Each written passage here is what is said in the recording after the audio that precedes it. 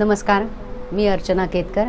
आज महाकृष्ण त्रयोदशी शके 1945 महाशिवरात्री सादर करत आहोत ठाणे वार्ता। ठळक घडामोडी। ठाण्यामध्ये महाशिवरात्री मोठ्या उत्साहात साजरी। शहरातील विविध शिवमंदिरांमध्ये दर्शनासाठी भाविकांच्या रांगा। जिल्हा परिषदेच्या अंदाजपत्रकात योग्य नियोजन करून गुंतवणुकीद्वारे उत्पन्नात 6 कोटींची वाढ। आणि कल्याण डोंबिवली महापालिकेच्या 27 गावातील नागरिकांना कर भरण्यासंदर्भात दिलासा देतानाच 14 गावांचा नवी मुंबई महापालिकेत समावेश करण्याचा मुख्यमंत्री एकनाथ शिंदे यांचा निर्णय। या आणि इतर घडामोडी विस्तृतपणे पण काही क्षणातच आमच्या फेसबुक, यूट्यूब आणि संकेतस्थळाला सबस्क्राइब करायला विसरू नका।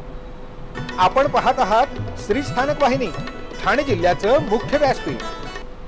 ठाणे वार्ता पहा श्री स्थानक वाहिनीवर। आता सकाळी 9:15 पासून रात्री 9:15 पर्यंत ठाणे वार्ता, ठाण्यातील पहिलं दृकश्राव्य माध्यम। ठाणे वार्ता आणि श्री स्थानक वाहिनीचं लाईव्ह स्ट्रीमिंग ठाणेवार्ता.com वरील लाईव्ह स्ट्रीमवर क्लिक करा आणि अगदी मोबाईलवरही ठाणे वार्ता श्री स्थानक वाहिनीचा आनंद लुटा। यासाठी आमचं ॲप डाउनलोड करा। ठाणे वार्ता पहा श्री स्थानक वाहिनीवर। आता सकाळी 9:15 पासून रात्री 9:15 पर्यंत ठाणे वार्ता, ठाण्यातील पहिलं दृकश्राव्य माध्यम। आपण पाहत आहात श्री स्थानक वाहिनी, ठाणे जिल्ह्याचं मुख्य व्यासपीठ। ठाण्यामध्ये महाशिवरात्री उत्सव मोठ्या उत्साहात साजरा करण्यात आला। शहरातील विविध शिवमंदिरांमध्ये महादेवाचं दर्शन घेण्यासाठी भाविकांच्या रांगा लागल्याचं दिसत होतं। महाशिवरात्री हा भारतातील पवित्र उत्सवांपैकी एक मोठा उत्सव मानला जातो। देशभरात हिंदू धर्मीय लोक महाशिवरात्री मोठ्या उत्साहाने साजरी करतात। महाराष्ट्रातील प्रमुख देवस्थानं तसेच इतर विविध ठिकाणी असलेल्या शिवमंदिरांमध्ये दरवर्षी शिवभक्त दर्शनाकरता मोठ्या प्रमाणात गर्दी करत असतात। यंदा कोरोनाविषयक कोणतेही निर्बंध नसल्यामुळे भक्तांनी महादेवाच्या दर्शनासाठी विविध मंदिरांमध्ये गर्दी केली होती। ठाण्यातील विविध शिवमंदिरांवर रोषणाई करण्यात आली होती, तसंच फुलांनी ही मंदिरं सजवण्यात आली होती। ठाण्यातील कौपिनेश्वर मंदिरासह विविध शिवमंदिरांमध्ये नयनरम्य रोषणाईबरोबरच फुलांची आकर्षक सजावटही करण्यात आली होती। भारतीय जनता पार्टी आणि आध्यात्मिक समन्वय आघाडीच्या वतीने महाशिवरात्रीच्या निमित्ताने पवित्र आणि मंगलमय वातावरण आणि मंत्रोपचारात होमात्मक लघुरुद्र अनुष्ठान पार पडलं। या अनुष्ठानात काशी येथील ज्योतीतून होमातील अग्नी प्रज्वलित करण्यात आला। त्यानंतर महादेवाच्या आराधनेबरोबरच ठाणेकरांच्या सुखसमृद्धीसाठी प्रार्थनाही करण्यात आली। भाजपाचे आमदार निरंजन डावखरे यांनी कार्यक्रमाचं आयोजन केलं होतं। महाशिवरात्रीचं औचित्य साधून छत्रपती शिवाजी मैदानातही सलग 4थ्या वर्षी महाशिवरात्री निमित्ताने आयोजित होमात्मक लघुरुद्र अनुष्ठानात 151 दाम्पत्यांनी सहभाग घेतला। तत्पूर्वी काशीहून खास होमासाठी आणलेल्या पवित्र ज्योतीची सकाळी मिरवणूक काढण्यात आली। त्यानंतर अत्यंत पवित्र वातावरणात होमामध्ये ज्योतीतून अग्नी प्रज्वलित करण्यात आला। यावेळी प्रसिद्ध गुरु महात्मानंद सरस्वती महाराज यांनी होमात आहुती दिली। दिवसभरात शेकडो ठाणेकरांनी श्री शिवशंकराच्या पिंडीचं दर्शन घेऊन अभिषेक घातला, तसेच होमात आहुतीही दिली। माजी खासदार विनय सहस्रबुद्धे यांच्यासह ठाण्यातील नगरसेवक नगरसेविका यांनी होमाचं दर्शन घेतलं। आचार्य आशिष कुमार जानी यांनी पौरोहित्य केलं। महाशिवरात्रीच्या निमित्ताने काशीतील ज्योतिर्लिंगाचा अंश हा ज्योतीच्या रूपाने ठाण्यात आणला होता। त्यामुळे महाशिवरात्री दिनी लघुरुद्राच्या ठिकाणी भाविकांना पवित्र ज्योतीबरोबरच 12 ज्योतिर्लिंगांचंही दर्शन घडलं। पुढील वर्षी सोमनाथ इथून पवित्र ज्योती आणली जाईल अशी माहिती आमदार निरंजन डावखरे यांनी दिली। विकास घांगरेकर यांनी या उत्सवाचं नियोजन केलं होतं। जिल्हा परिषदेचे स्व उत्पन्नाचे आणि पाणीपुरवठा देखभाल 2024-25 चे मूळ अंदाजपत्रक मुख्य कार्यकारी अधिकारी छायादेवी चिरसोदे यांच्या हस्ते सादर करण्यात आले। विकास विषयक योजना प्रभावीपणे राबवण्यासाठी पुरेसे आर्थिक पाठबळ असणे आवश्यक असते। ठाणे जिल्हा परिषदेच्या विभाजनानंतर महसुली उत्पन्न असलेल्या ग्रामपंचायतींचा समावेश महापालिकेमध्ये झाला असल्याने ठाणे जिल्हा परिषदेला शासनाकडून प्राप्त होणाऱ्या अनुदानामध्ये सातत्याने घट होत आहे। तथापि प्रशासनाने केलेल्या पाठपुराव्यामुळे मागील वर्षी थकीत मुद्रांक शुल्क अनुदान 18.99 कोटी प्राप्त झाल्याने पुरवणी अर्थसंकल्प सादर केलेला आहे। त्यामुळे 2023-24 सुधारित अंदाजपत्रकामध्ये महसुली उत्पन्नात वाढ झाल्याचंही दिसून येत आहे। तसंच जिल्हा परिषदेकडील प्रत्यक्ष प्राप्त रकमेचे मुख्य लेखा आणि वित्त अधिकारी यांनी योग्य नियोजन करून गुंतवणुकीद्वारे उत्पन्नात अतिरिक्त 6 कोटींची वाढ केली आहे, असं प्रतिपादन मुख्य कार्यकारी अधिकारी यांनी केलं। 2024-25च्या मूळ अर्थसंकल्पात आरंभीच्या शिल्केसह महसुली अपेक्षित जमा रक्कम 104 कोटी एवढी धरण्यात आली असून रक्कम 104 कोटी एवढा खर्च अपेक्षित धरण्यात आला आहे।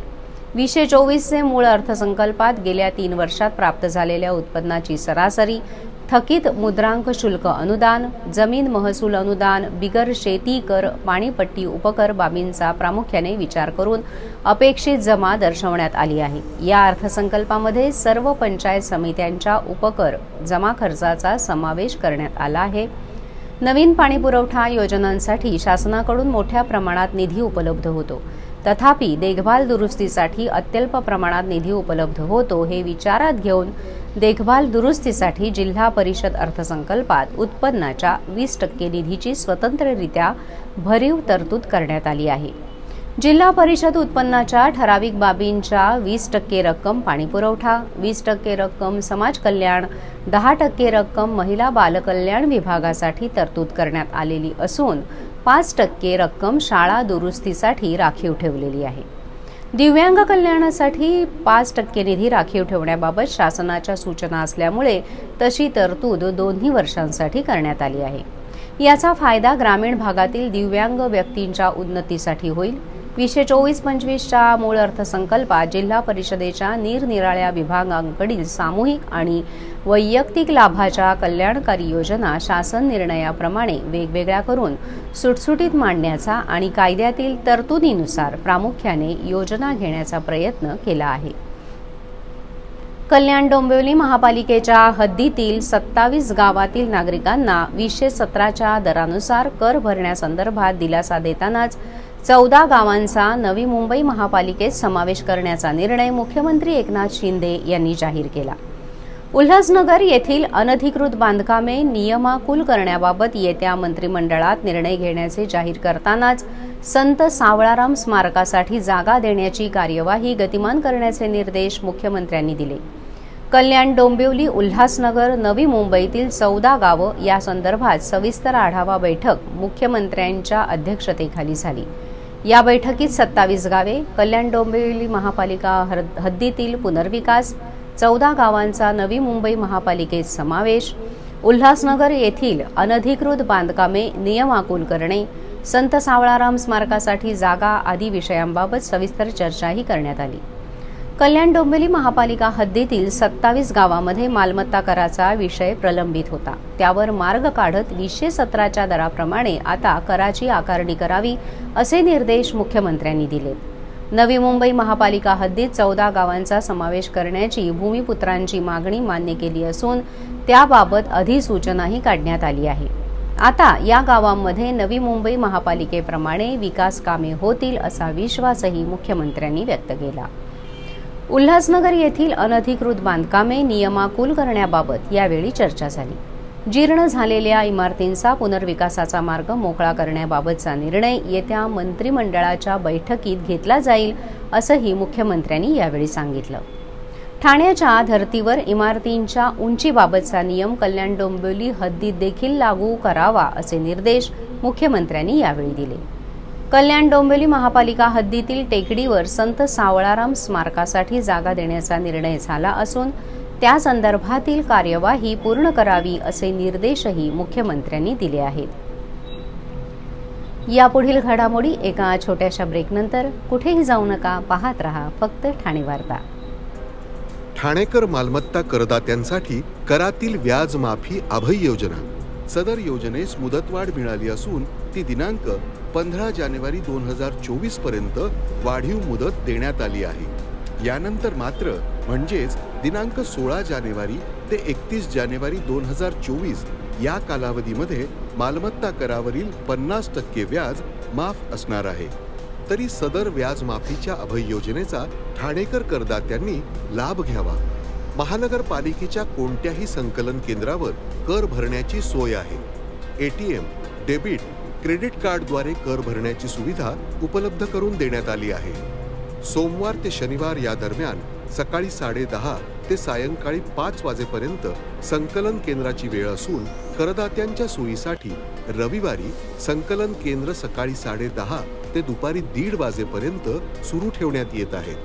यासोबतच ठाणे महानगरपालिकेच्या propertytax.thanecity.gov.in या संकेतस्थळावर ऑनलाईन पद्धतीने मालमत्ता कर भरण्याची सुविधा उपलब्ध करून देण्यात आली आहे। तसेच गुगल पे, फोन पे, पेटीएम आणि भीम ॲपद्वारे आपला कर सुलभतेने जमा करू शकता। ठाणे महापालिका क्षेत्रातील सर्व करदात्यांना विनंती आहे की आपण या व्याज माफी अभय योजनेचा जरूर लाभ घ्या आणि आपला मालमत्ता कर लवकरात लवकर महापालिकेमध्ये जमा करून महापालिकेस सहकार्य करा। ब्रेक नंतर आपलं पुन्हा एकदा स्वागत।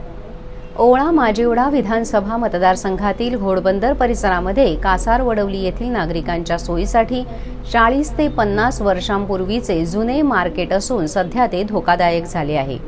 या परिसरातील ग्रामस्थांनी आमदार प्रताप सरनाईक यांनी हे मार्केट तोडून त्या ठिकाणी नवीन मार्केट उभारण्यासंदर्भात विनंती केली असता सरनाईक यांनी नगरविकास विभागाच्या विशेष निधीतून या मार्केटसाठी 3 कोटी रुपयांची तरतूद केली असून या कामाला लवकरच सुरुवात होणार आहे।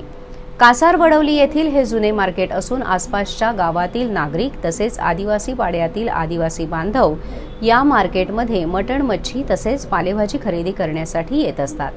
आता तर या परिसरामध्ये उत्तुंग इमारती झाल्यामुळे या गगनचुंबी इमारतीमध्ये राहणाऱ्या रहिवाशांना सुद्धा या मार्केटचा मोठाच फायदा होणार आहे। ठाणे महापालिकेच्या माध्यमातून या मार्केटच्या इमारतींचं काम होणार असून तळ अधिक 1 मजल्याचे हे मार्केट असून 1 वर्षामध्ये बांधून पूर्ण होऊ शकेल असं सरनाईक यांनी सांगितलं। चूल आणि मूल याच्या पलीकडे नोकरी, व्यवसाय सांभाळून आपापल्या क्षेत्रात कर्तृत्व गाजवणाऱ्या महिला शक्तीचा सन्मान ठाणे जिल्हा हाऊसिंग फेडरेशनच्या वतीने करण्यात आला। जागतिक महिला दिनाच्या पूर्वसंध्येला झालेल्या या सोहळ्याला मोठ्या संख्येने महिला वर्गांची उपस्थिती होती। ठाणे जिल्हा हाऊसिंग फेडरेशनचे अध्यक्ष सीताराम राणे यांच्या मार्गदर्शनाखाली दरवर्षी जागतिक महिला दिन साजरा केला जातो। सामाजिक, शैक्षणिक, धार्मिक, कला आणि क्रीडा या क्षेत्रात अनेक महिला उत्कृष्ट कार्य करत आहेत। यावर्षी देखील महिला दिनाच्या पूर्वसंध्येला नोकरी, व्यवसाय तसेच कुटुंब सांभाळून कार्यरत असलेल्या 7 कर्तृत्ववान महिलांचा सन्मान स्मृतिचिन्ह देऊन करण्यात आला। यामध्ये गुंतवणूक सल्लागार, NSDLच्या प्रतिनिधी अंजली महेश जोशी, इंदिरा इन्स्टिट्यूट ऑफ मॅनेजमेंटच्या विभाग प्रमुख डॉक्टर सारिका सागर, कवयित्री रेश्मा कारखानीस, तहसीलदार स्मिता मोहिते, निवडणूक विभागाच्या नायब तहसीलदार स्मितल यादव, मनशक्ती प्रयोग केंद्राच्या साधक सुवर्णा रणसुभे आणि विनायक सेंट्रल कन्झ्युमर सोसायटीच्या अध्यक्षा स्नेहलता राणे यांना गौरवण्यात आलं। जगभर जागतिक महिला दिन साजरा केला जात असतानाच ठाण्यातील कोपरी पोलीस स्टेशनमध्ये देखील महिला पोलीस कर्मचाऱ्यांसोबत महिला दिन साजरा करण्यात आला। यावेळी कोपरी पोलीस स्टेशनचे वरिष्ठ पोलीस निरीक्षक रणजित डेरे यांनी पोलीस कर्मचाऱ्यांना पुष्पगुच्छ देऊन त्यांच्या शुभेच्छा दिल्या। तसंच शहरातील महिलांना सोनसाखळी स्वारांपासून सावध राहण्याचे आवाहन केले। डेरे म्हणाले की समस्त महिलांना महिला दिनाच्या शुभेच्छा देतो। आज कोपरी पोलीस स्टेशनमधील सर्व कार्यभार महिला सांभाळतील आणि त्यांना मदत देखील महिलाच करतील असं आम्ही या दिनानिमित्त ठरवलं आहे। समस्त महिलांना आवाहन करू इच्छितो की सोनसाखळी चोरीचं प्रमाण वाढलं आहे, त्यामुळे रस्त्यावरून येता जाताना आपल्या दागिन्यांवर लक्ष ठेवा। तसेच रस्त्यावरून येता जाताना ते कोणाच्या निदर्शनाला पडणार नाहीत याची देखील खबरदारी महिलांनी घ्यावी, जेणेकरून गुन्ह्याला आळा घालता येईल। महिला पोलीस नाईक अर्पिता वैती यावेळी म्हणाल्या की महिला सुद्धा सर्व कुटुंबाची काळजी घेत असते, परंतु ती स्वतःकडे दुर्लक्ष करते, त्यामुळे तिने स्वतःची देखील काळजी घ्यावी, स्वतःसाठी थोडा वेळ काढावा, फक्त 4 भिंतींमध्ये अडकून न राहता पुढील शिक्षण घेऊन करिअरची वाट निवडा असंही आवाहन वैती यांनी केलं। ठाणे शहरातील 450हून अधिक बचत गटातील 2000हून अधिक महिला प्रतिनिधींनी पंतप्रधान नरेंद्र मोदी यांनी दिलेला संदेश ऐकला। भाजपा ठाणे शहर जिल्ह्याच्या वतीने आयोजित केलेल्या कार्यक्रमाच्या अखेरीस महिलांनी सरकारी योजनांच्या माध्यमातून जीवनाच्या कायापालटाचा निर्णय केला। भाजपा ठाणे शहर जिल्हाध्यक्ष संजय वाघुले यांच्या वतीने ठाणे शहरात विविध कार्यक्रम आयोजित केले जात आहेत। त्याचबरोबर महिला बचत गटातील प्रतिनिधी आणि स्वयंसेवी संस्थांबरोबर संपर्क साधला जात आहे। या कार्यक्रमात 450हून अधिक बचत गटांमधील 2000हून अधिक महिला उपस्थित होत्या। पश्चिम बंगालमधील बारासत येथून पंतप्रधान नरेंद्र मोदी यांनी ऑनलाईनद्वारे महिलांना मार्गदर्शन केलं। तसंच गेल्या 10 वर्षांच्या काळात महिलांच्या प्रगतीसाठी राबवलेल्या विविध योजनांबरोबरच निर्णयांची माहितीही दिली। महिलांना आत्मनिर्भर व सशक्त करण्यासाठी मोदी सरकार कार्यरत आहे। महिलांचे सक्षमीकरणात महिलांचा वाढता सहभाग कौतुकास्पद असल्याचं पंतप्रधान नरेंद्र मोदी यांनी नमूद केलं। जागतिक महिला दिनानिमित्त ठाण्यामध्ये आज विविध कार्यक्रमांचं आयोजन करण्यात आलं होतं। आंतरराष्ट्रीय महिला दिनानिमित्त अनेक ठिकाणी उल्लेखनीय कामगिरी करणाऱ्या महिलांचा सत्कार, महिलांसाठी चर्चासत्र, आरोग्य शिबिरं, महिलांसाठी खेळ अशा विविध कार्यक्रमांचं आयोजन करण्यात आलं होतं। आंतरराष्ट्रीय महिला दिनानिमित्त विविध क्षेत्रातील कार्यरत महिलांचा सत्कारही करण्यात आला।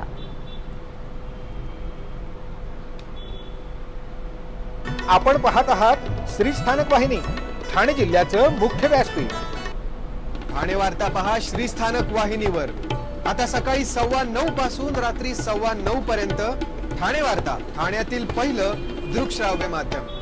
ठाणे वार्ता आणि श्री स्थानक वाहिनीचं लाईव्ह स्ट्रीमिंग ठाणेवार्ता.com वरील लाईव्ह स्ट्रीमवर क्लिक करा आणि अगदी मोबाईलवरही ठाणे वार्ता श्री स्थानक वाहिनीचा आनंद लुटा। यासाठी आमचं ॲप डाउनलोड करा। ठाणे वार्ता पहा श्री स्थानक वाहिनीवर। आता सकाळी 9:15 पासून रात्री 9:15 पर्यंत ठाणे वार्ता, ठाण्यातील पहिलं दृकश्राव्य माध्यम। आपण पाहत आहात श्री स्थानक वाहिनी, ठाणे जिल्ह्याचं मुख्य व्यासपीठ। आपण आपले कार्यक्रम अथवा बातम्या आम्हाला ठाणेवार्ता@gmail.com या आमच्या ईमेलवर कळवू शकता। ठळक घडामोडी शेवटी पुन्हा एकदा। ठाण्यामध्ये महाशिवरात्री उत्सव मोठ्या उत्साहात साजरा। शहरातील विविध शिवमंदिरांमध्ये दर्शनासाठी भाविकांच्या रांगा। जिल्हा परिषदेच्या अंदाजपत्रकात योग्य नियोजन करून गुंतवणुकीद्वारे उत्पन्नात 6 कोटींची वाढ आणि कल्याण डोंबिवली महापालिकेच्या 27 गावातील नागरिकांना कर भरण्यासंदर्भात दिलासा देतानाच 14 गावांचा नवी मुंबई महापालिकेत समावेश करण्याचा मुख्यमंत्री एकनाथ शिंदे यांचा निर्णय। या होत्या ठाणे वार्ता। आपली एखादी बातमी बघायची राहून गेल्यास आपण आमच्या ठाणेवार्ता.in या संकेतस्थळाला किंवा फेसबुक पेज तसंच यूट्यूब चॅनलला अवश्य भेट द्या। पुन्हा भेटूया पुढील बातमीपत्रात फक्त श्री स्थानक वाहिनीवर। धन्यवाद।